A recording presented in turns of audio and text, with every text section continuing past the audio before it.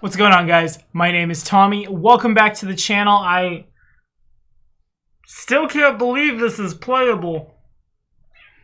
Neither can Achilles. Welcome back to another episode of Min-Maxing for Fun and Profit, and welcome back to Pathfinder 1st Edition. Are we still going to do 2E stuff here on the channel? Yes, definitely, certainly going to happen. But the patron requests for 1E have done this ever since 2nd Edition dropped. I want to touch on those. Honestly, I've had quite a lot of fun building in 1st Edition again, and in a world where I can do the thing I want to do, and also do the thing my patrons want me to do, it's a win-win. Today, Kitsune Kage wants me to build the Brewmaster. I'm still shook that it's playable, and, much better than I thought it would be. But let's get to it. If you're liking what you're seeing, like, subscribe, ding the bell. Stay caught up on all your dumb character optimization strategies. And remember, if you'd like to see a Google Sheet where all this is put together for you, patronage at any tier can get you that today. This episode of Min-Maxing for Fun and Profit was brought to you in part by Takisri the Artificer, because some of this stuff was a little over my head because this build got out of hand really quickly. Thank you for your help, man. Here we go. Okay, so first things first. We're dealing with a little rules as written versus logic as logic. I have done so much digging and honestly could be wrong. Maybe I missed something. I don't know. We'll see. But looks like alcohol is an untyped thing in Pathfinder. Things like neutralize poison, lesser restoration can get rid of the stuff that hurts, but it's not mechanically poison. Ergo, we're assuming that this works on things that can be poisoned. Unless somewhere in its entry it specifically states that the creature is immune to alcohol, this build goes off. And that's what makes it so good. I think classically speaking, when we're looking at alcoholic characters or characters who just want to own the tavern and make the ale and stuff, we're looking at bad meme characters, joke characters. If we assume that we can poison things, quote unquote, with alcohol, it becomes that much more playable. So right down to it. First, it's 20 levels of Alchemist for this one, because that's where I thought the best place to look would be for somebody who could make liquid for value, right? Sure. Enter the Mixologist from Inner Sea Taverns. It doesn't stack with anything I really wanted to put with this, and it gives up its mutagen. But in return, a mixologist can infuse potions and extracts he creates with alcohol, increasing their potency. When a mixologist brews a potion, he can spend an additional 10 gold in raw materials to increase his caster level by 1 for the purpose of the potion's effects. But the potion counts as a strong alcoholic drink. And if we look at that sidebar on page 55, we see that at the GM's discretion, a strong drink might count as 2 alcoholic beverages for the purpose of progressing to the next level of inebriation, talk about that in a sec, or impose a -2 cumulative penalty on the saving throw to avoid passing out. These penalties could be higher for incredibly strong drinks, though such drinks are often unfit for mortal consumption. We digress. Whichever one of those your GM decides to go with, not bad at all. When a mixologist creates his extracts, he can spend 1 extra minute doing so to increase his caster level by 1 for the purpose of that extract's effects.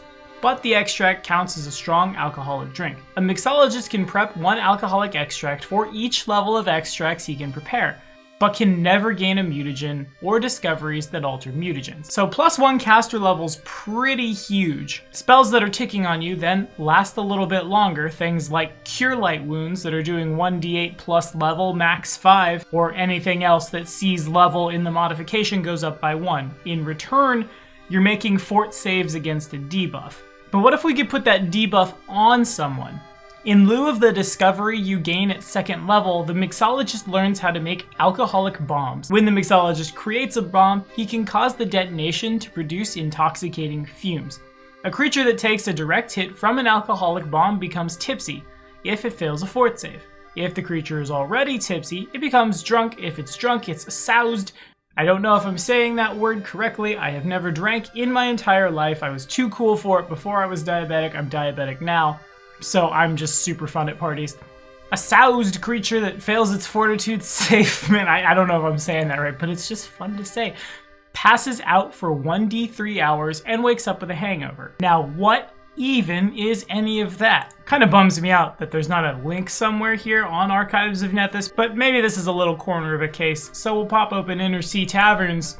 A tipsy character takes a -1 penalty on all dex and strength-based skill checks and on will saves.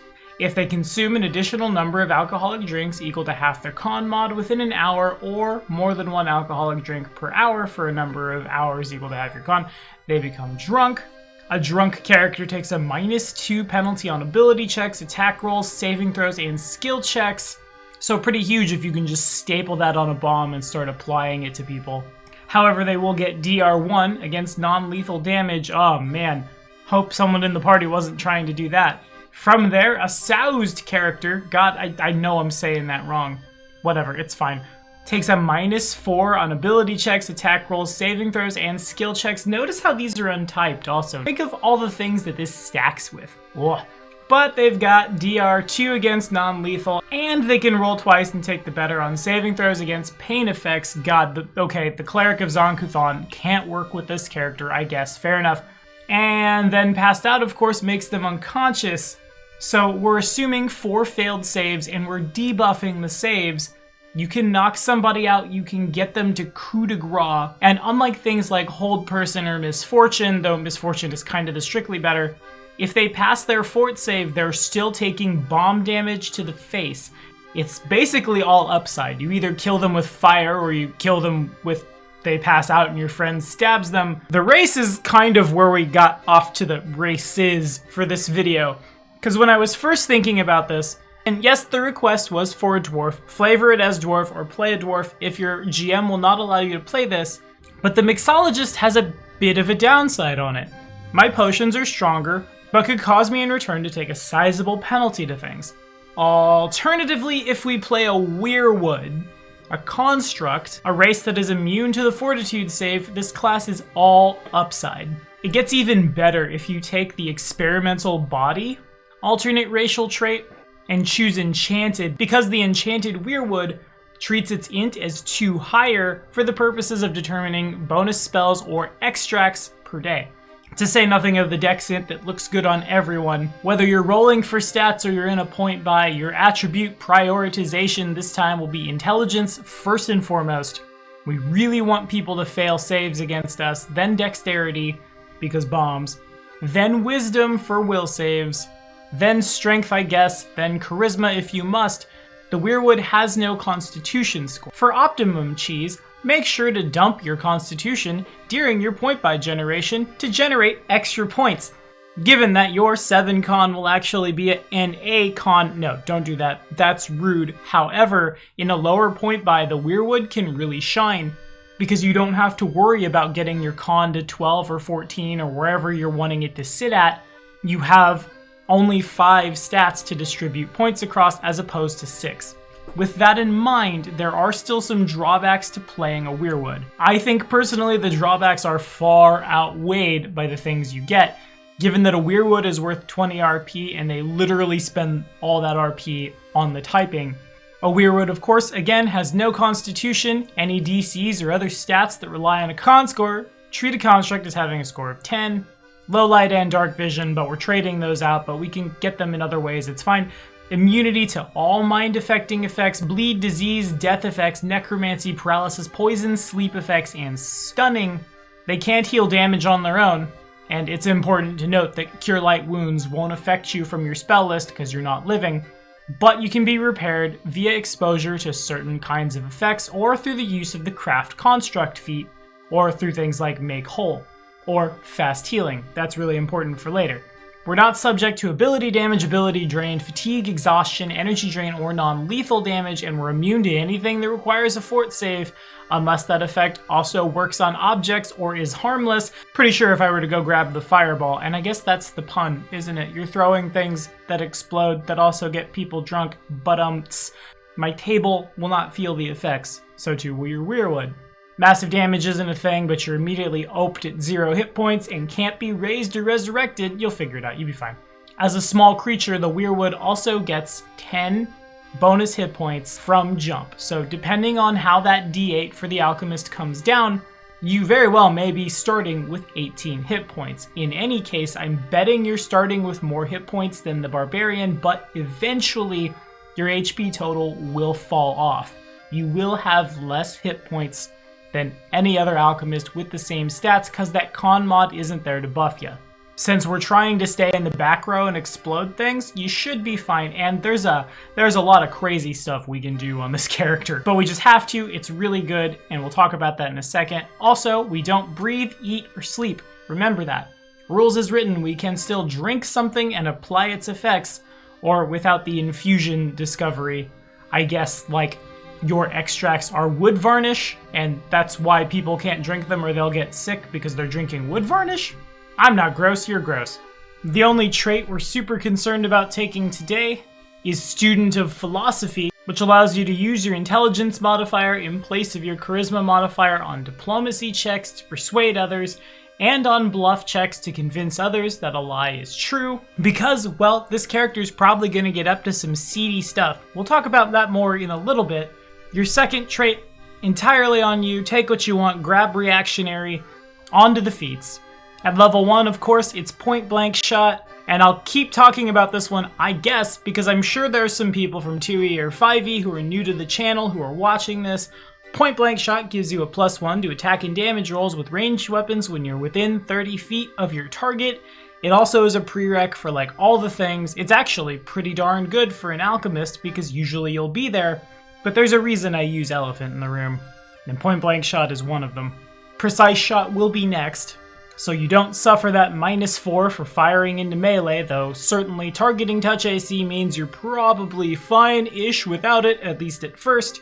The more dexy things will obviously be able to do a dodge. At 5th level, we will take Master Craftsman. Choose one craft or profession skill in which you possess at least 5 ranks. That'll be craft alchemy for us. You receive a +2 bonus on your chosen craft or profession, and ranks in your chosen skill count as your caster level for the purpose of qualifying for the craft magic arms and armor and craft wondrous item feats. You can create magic items using these feats, substituting your ranks in the chosen skill for your total caster level. You must use the chosen skill for the check to create the item. The DC still increases for any necessary spell prereqs. You cannot use this feat to create any spell trigger or spell activation item, so like wands. But in any case, this feat may, possibly, maybe not be necessary for your game, but rules as written, as an alchemist, we do not possess a caster level. Even though our extracts act as spells, it's awkward, it's weird. I don't necessarily agree with it, but Master Craftsman will allow our little Weirwood to start busting out magic items, which is huge given that the construct, remember, does not have to sleep. We'll talk more in detail about the crafting rules and how to abuse them at a later time, because really they deserve their own video, but a character can usually make 1,000 gold worth of progress in 8 hours of crafting. Of course, it is worth noting that a caster cannot rush the process of crafting by spending more than 8 hours towards a thing, which is something I'm just now learning, so I'll need to talk to my crafters in Patreon games, but the thing about the Weirwood that makes this so good is that 8 hours of crafting can happen while everybody else in the squad is sleeping. Granted, since there's specific language for if you're on watch, you don't get as far, someone's gonna have to cast Keep Watch on themselves or set a watch rotation or cast alarm or what have you. The point is, you have 8 hours a day where your character, who doesn't need to close their eyes at night, has nothing to do. Given that you're small, you probably also can get that comfortable space pretty easily. It's not like mosquito bites at the campsite are gonna distract you. That's part of the reason we've become an item crafter. We're int-based, we can do it while everyone's sleeping, we're pretty darn good at it. Had we gone something like been adopted by dwarves and been a wizard to get the dwarf wizard's favorite class bonus, maybe deific obedience Torog, a little bit of technomancer in there, then yeah, we could be a lot better at this. But as it stands, why not? We're also going to be crafting with some of our alchemist stuff, both in terms of potions and in terms of some modifications to ourselves. But we'll get to that later. We will take Craft Wondrous Item right after this to start busting the magic items out. Next up, 2-weapon fighting. This comes right after the Fast Bombs Infusion. We'll talk about that in a sec. And since a bomb is a one-handed weapon, you can technically full attack by holding a bomb in each hand and throwing them. This build is all about Nova-ing, and big shout out to my Metamor real quick. Matt, you're wonderful. By level 9, with 2-weapon fighting, and assuming we put Rapid Shot on the training enchantment, on like some hand wraps or something, as long as your hands are wrapped, you get Rapid Shot as a bonus feat. With Rapid Shot, 2-weapon fighting, and a base attack bonus of now 6, that means we have 4 bombs in a full round action. Meaning, assuming someone fails their fort saves, we can take them from stone cold to passed out on the floor and well within coup de grace range. Or again, if they pass a save or two, debuffed and with a boatload of damage on them. Anyway, improved 2-weapon fighting is next. More attack, target, touch, good. Then craft magic arms and armor, a little late at 13th, admittedly. A little late at level 13, sure. But again, there's kind of no reason to not take it, given that just in-house we're so good at it. It's greater 2-weapon fighting at 15th for even more attacks, then ability focus alcoholic bombs. This of course gives a +2 to the save against the boom. And speaking of the boom, we're Nova-ing really hard. We'll take extra bombs at level 19 for 2 extra bombs per day, and in addition, precise shot and greater 2-weapon fighting will be replaced with extra bombs once we can get those on the training enchantment as well. Of course, you cannot use training enchantment feats as prerequisites, but these are both the ends of feat chains. Getting them somewhere else to free up our feat slot for extra bombs is really good, and we'll flat retrain ability focus if we can get our intelligence really high.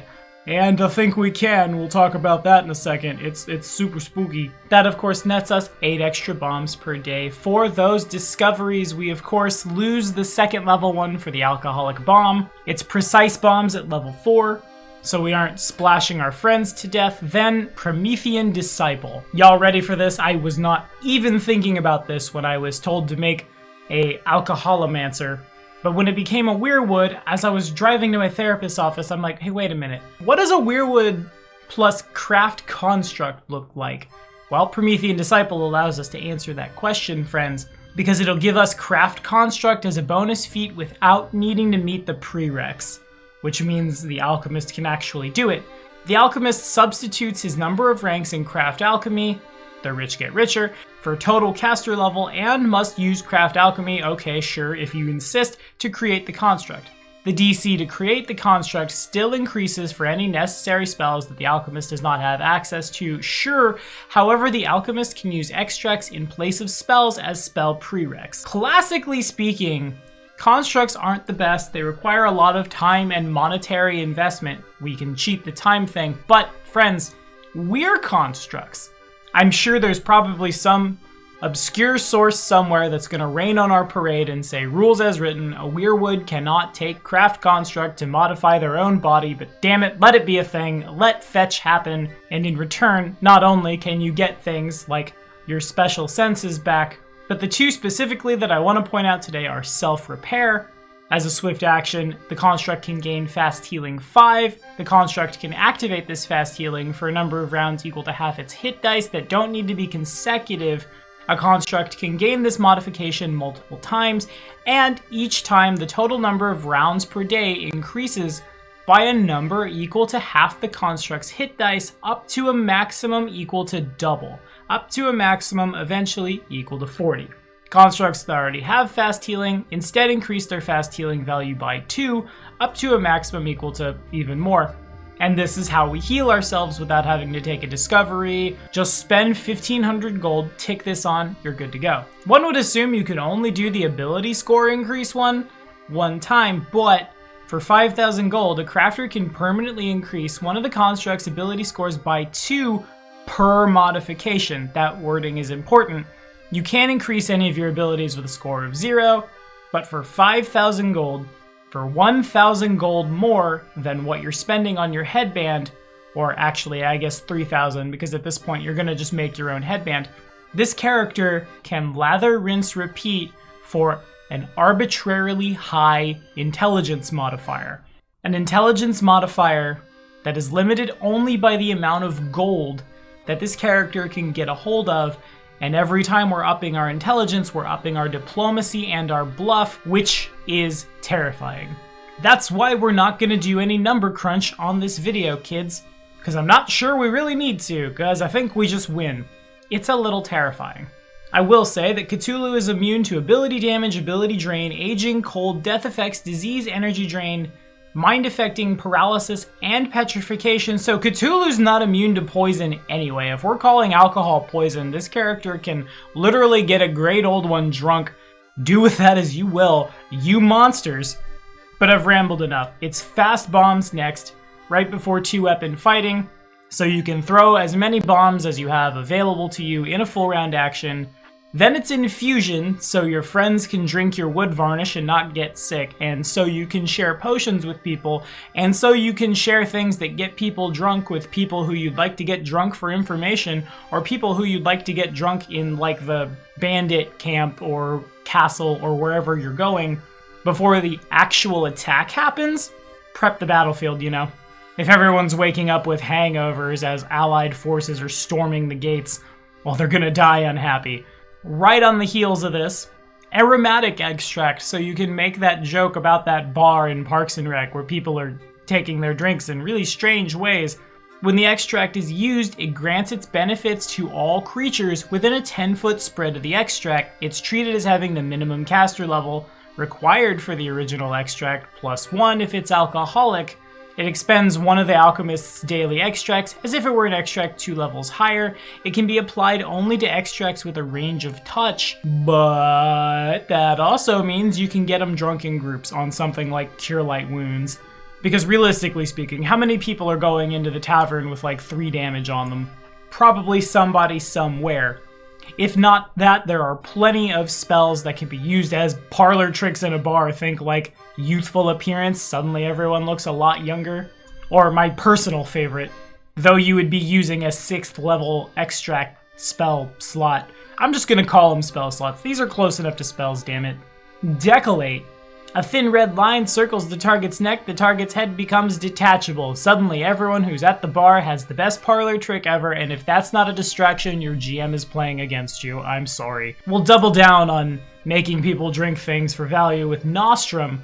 When we create an infusion, we can mask a delayed poison within the mixture. It can only contain an ingested poison, and the save DC of that poison is reduced by 2. The poison takes effect a number of hours after being imbibed, equal to the alchemist's int decided by the alchemist at the creation of the nostrum, so it could be really late on or it could be after they're drunk and their saves are decreased. The poison within a nostrum can be detected as normal until the nostrum is consumed or destroyed. It continues to occupy an extract slot and you have to have infusion for it, sure. If you can get poisons, if maybe the ranger is milking their spider or something, I don't know, however it is you get it, you're debuffing saves, then you can debuff their con to debuff their saves more. It's intrigue with a capital intrigue. Concentrate poison will be right behind it. The alchemist can combine 2 doses of the same poison. The poison's frequency is extended by 50%, and more importantly, the DC is increased by 2. It has to be used within an hour or it's ruined, but I think you've got that at this point. Then it's designer poison. When crafting a poison, the alchemist can choose a single creature type and subtype, if appropriate, from the ranger's favorite enemy list against creatures of the chosen type. The poison's save DC is increased by 4. Against everyone else, it's reduced by 2, but you're still debuffing them, so a -2 kinda just balances out, but a +4 could be lethal. At this point, you should probably, for this character, have enough downtime and knowledge of the campaign to be like, ah, yes, it's this kind of thing that we're going against. I will make this kind of poison, haha. Then finally, at 20th level, we will take that Grand Discovery Capstone for poison conversion, so we can turn things that aren't ingested poisons into ingested poisons. Malignant Poison. As a full round action, the alchemist can increase the save DC of any poison by 4 and increase its duration by 2 frequency increments. For example, large scorpion venom lasts 8 rounds instead of 6, and draw poison lasts 4 minutes instead of 2. Additionally, malignant poisons take effect immediately and don't have an onset time, which in theory allows your nostrum to go off immediately as opposed to being delayed. I don't know, there's some weird text fighting with text there. work with your GM or just put it in their drink really quickly. The alchemical change lasts until the poison's extended duration ends, or for a number of minutes equal to your level, whichever comes first. After that, the poison reverts back to its original state. Sure, great. Also, let's grab Awakened Intellect for a further +2 to our intelligence. There's no reason to not. Now, we haven't talked about this one in a million years, but in the optimized party, this character is an awkward combination of battlefield control and the switch hitter, given that we certainly can get them to coup de grace pretty fast, or alternatively, we can just bomb things to death until they're dead. It's a lot of damage going at one place. It may very well be that some things the Punisher is coup de gracing might just out-die to the damage rather than having to make the fort save, but I mean, like, the rich get richer. Cool, dope, we love that. But this build obviously has a couple of weaknesses. First off, again, your hit points are going to be, until you can start crafting more hit dice on yourself, so that's dumb, a little lower than everyone else's, and should you happen to get crit to the dome with like a longbow or something, you'll be destroyed. There is no death for you, you just cease to be. This character also is definitely gonna need its own campaign. A lot of this build is relying on the fact that higher level opponents will not be immune to poison, alcohol aside. That's half of our discoveries, is the ability to go into the bar or sneak into the castle and poison people. The other half of it, of course, is you do need a certain kind of game for this character to pan out. You need downtime. You need the freedom to make choices. You need to not be on a game where the game is on very, very fast pacing and you must do a certain thing or everything is bad. But that said, this character concept is incredibly rewarding. Not only is the Alchemist one of the most versatile classes in Pathfinder, and truthfully, I've said it before, I think I'm just continuing to prove my point here. If 5 people show up to a table and 5 people are playing alchemists, those alchemists could all look incredibly different. This build is also probably one of the most unique things I've ever made in my life. I'll end it today with a couple more spells at high level play that I think are kind of hilarious to put into your extracts that you are bluffing. Remember, we're good at that. Are just really strong drinks, and please drink this, and then when they feel the tingly effects of, I have now drank an alchemist's extract. That extract does not necessarily have to target me. I could target someone else with this. Bluff them into, just think about yourself. Doesn't that make you feel good? Or whatever flavor text you need to get them to hit themselves with these spells. For starters, Baleful Shadow Transformation. You infuse a target's shadow with energies from the shadow plane, shaping the shadow into one that appears to be a different creature and tricking the target into believing it is actually that creature. When you cast this spell, choose one huge or smaller creature of the animal type or one medium or small creature of the humanoid type. If the chosen creature is ill-suited to the target's current environment, such as a fish out of water, they get a +4 on the save. If the subject fails its will save, which you've debuffed, it believes that it is the chosen creature, causing it to lose its extraordinary, supernatural, and spell-like abilities, lose its ability to cast spells, and gain the alignment, special abilities, and int whiz cha of its new form, quote-unquote, in place of its own. It retains any class features other than spellcasting that aren't EX, SU, or spell-like. When the subject is first targeted by the spell, and once every 24 hours after, the subject must attempt a will save in order to disbelieve. If the save succeeds, the spell effect ends. The first time the subject fails the save, it must also make a fort save, which you've debuffed, dope. If it also fails this fort save, the subject permanently assumes the form of the chosen animal or humanoid as per polymorph. This is a polymorph effect. Successfully disbelieving the spell returns the subject to its true form. So that was a mouthful. Also, that guy at the bar that you really needed to use as a distraction now thinks he's a T-Rex. Oops. He also has mechanically gained any special abilities whatever huge animal you might want them to be has. So that's fun. Now the commoner has like powerful charge if you made him think they were a Triceratops or some noise. In any case, this is A, hilarious, B, pretty good at knocking someone out, especially if that someone is a spellcaster and you happen to catch them when they're just hanging out somewhere. A little bit of research into who the later big bads might be will take this character a long way. Solving problems in the tavern, real good, but it's just like a scry and die almost. except probably takes a lot more roleplay and again, is hilarious to watch. Last but not least, Plaguebearer. You make the target an asymptomatic carrier for a host of virulent diseases. Creatures that end their turn adjacent to the target must fort save, you've debuffed that, or be affected as if by the spell Contagion. The target itself does not become diseased and suffer no ill effects from this spell. Once Plaguebearer ends, the target is no longer contagious, though any creature it infected remains diseased. Oopsie. They've either got blinding, sickness, bubonic plague, cackle fever, filth fever, leprosy, mind fire, red ache, shakes, or slimy doom. This is how plagues begin, kids. But that's all I have to say. What do y'all think? Have we played something like this? How would you play this in your games? Put it in the comments next week. Though I may take these a little out of order. I'm sorry, guys. There have been a lot. I was not the best at writing them down at the time. We'll be looking at one of my favorite feat chains and how to optimize it. Actually, it's the feat chain that made me think maybe Elephant in the Room was a good idea. The dimensional feats are next week. I'll see you then. And can roll twice and take the higher on saving throws against the law.